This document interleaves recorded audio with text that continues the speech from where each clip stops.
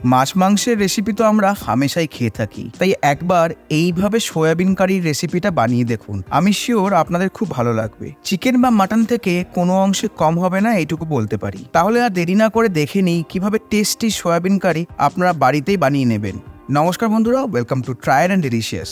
Soybean কারিটা বানানোর জন্য এখানে আমি নিয়েছি 300 গ্রাম সয়াবিন। এখন এই সয়াবিনটাকে সেদ্ধ করবার জন্য গ্যাসের ফ্লেমে একটা উঁচু প্যান বসিয়ে দেবো। তারপর এর মধ্যে দিয়ে দেবো পরিমাণ মতো জল। এখানে গ্যাসের ফ্লেমটাকে আমি হাইতেই রাখবো। জলটা গরম হয়ে এলে এখন এর মধ্যে দিয়ে দেবো 1 চা চামচ নুন আর 2 চা চামচ ভিনেগার। এরপর জলটা ফুটে উঠলে এর মধ্যে দিয়ে দেবো সয়াবিনগুলোকে। এখানে আমি সয়াবিনগুলোকে 4 থেকে 5 মিনিটের জন্য ভালোভাবে ফুটিয়ে নেব। ফোটানো হয়ে গেলে এখন সয়াবিনগুলোর মধ্যে দিয়ে দেব 3টে শুকনো লঙ্কা আর 3টে কাশ্মীরি লঙ্কা। এই লঙ্কাগুলোকে সয়াবিন আর গরম জলের মধ্যে ডুবিয়ে রাখলে লঙ্কার একটা সুন্দর ফ্লেভার সয়াবিনের ভেতরে ঢুকে যায়। তারপর ঠিক 3 মিনিট পর সয়াবিনগুলোকে জল থেকে তুলে নেব। এখন লঙ্কাগুলোকে এখানে ফেলে দেব না, এটাকে আমরা রান্নায় ব্যবহার করব। কিভাবে করব সেটাই দেখে নিন। এর জন্য একটা মিক্সিং জারে প্রথমে নিয়ে নেব 2টো কেটে রাখা টমেটো, তারপর দেবো একটা 1.5 ইঞ্চির আদা, যেটাকে আমি আগে থেকেই কেটে রেখেছিলাম, আর 8 থেকে 10টা রসুনের কোয়া। এরপর সবশেষে দিয়ে দেবো সেদ্ধ করে রাখা লঙ্কাগুলোকে। এবার এই সবকটা উপকরণের একটা ফাইন পেস্ট বানিয়ে নেব, ঠিক এই রকম। এরপর এখানে একটা পেঁয়াজের বেরেস্তা বানাবো এবং তার জন্য গ্যাসের ফ্লেমে একটা ননস্টিক প্যান বসিয়ে তাতে দিয়ে দেব 200 ml সাদা তেল। এখানে গ্যাসের ফ্লেমটাকে মিডিয়ামে রাখবো। তারপর তেলটা গরম হয়ে এলে এখন এর মধ্যে দিয়ে দেব আমাদের ঝিরিঝিরি করে কেটে রাখা পেঁয়াজগুলোকে। পেঁয়াজগুলো এখানে গোল্ডেন ব্রাউন হতে শুরু করলেই এখন এই স্টেজে একটা প্লেটে তুলে নেব। এর থেকে বেশি ভাজলে পুড়ে যাওয়ার সম্ভাবনা থাকে। আচ্ছা, পেঁয়াজ ভাজা তেলটাকে এখানে তুলে রেখে দেব। এটাকে যে কোনো রান্নায় পরে ব্যবহার করে নিতে পারবেন। এরপর বাকি রান্নাটা করবার জন্য এখন কড়াইতে দিয়ে দেব 4 চামচ সাদা তেল। তেলটা গরম হয়ে এলে এখন এর মধ্যে ফোড়ন হিসাবে দিয়ে দেব 2টো তেজপাতা, 3টে ছোট এলাচ, একটা বড় এলাচ আর 1 চা চামচ গোটা জিরে।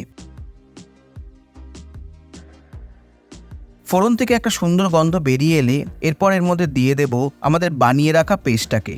এখানে যদি আপনারা মনে করেন যে স্পাইস লেভেলটা কম করবেন, তাহলে শুকনো লঙ্কার জায়গায় কাশ্মীরি লঙ্কাটা ব্যবহার করতে পারেন। এরপর এর মধ্যে দিয়ে দেব স্বাদ মতো নুন, 1/2 চা চামচ হলুদ গুঁড়ো, 1 চা চামচ ধনে গুঁড়ো আর 1/2 চা চামচ জিরে গুঁড়ো। এখন সবকটা মশলাকে ভালোভাবে কষতে দেব। যতক্ষণ মশলাগুলো কষছে চলুন দইয়ের একটা পেস্ট বানিয়ে নিই। তারপর প্রথমে একটা মিক্সিং জারে নিয়ে নেব 2 চামচ টক দই, তারপর এর মধ্যে নিয়ে নেব আমাদের পেঁয়াজ বেরেস্তাটা আর সবশেষে দেব 1 চা চামচ গরম মশলা।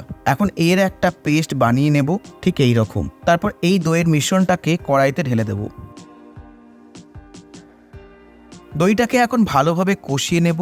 এই সময় অলরেডি একটা সুন্দর গন্ধ বেরোতে কিন্তু শুরু করে দেবে। এরপর স্বাদটাকে ব্যালেন্স করবার জন্য এখানে আমি দিয়ে দেব 1/2 চা চামচ চিনি। এখানে চিনিটা কিন্তু দইয়ের টকটাকে খুব সুন্দর ব্যালেন্স করবে। তারপর গ্রেভিটা পাতলা করবার জন্য এখন এর মধ্যে দিয়ে দেব প্রয়োজন মতো জল। এখানে আমি 500 ml জল ব্যবহার করেছি। এরপর গ্রেভিটা ফুটতে শুরু করলে এর মধ্যে আমাদের সিদ্ধ করে রাখা সয়াবিনগুলোকে ভালোভাবে জল ঝরিয়ে তারপর দিয়ে দেব। এইভাবে জল ঝরিয়ে না দিলে গ্রেভির টেস্টটা নষ্ট হয়ে যেতে পারে।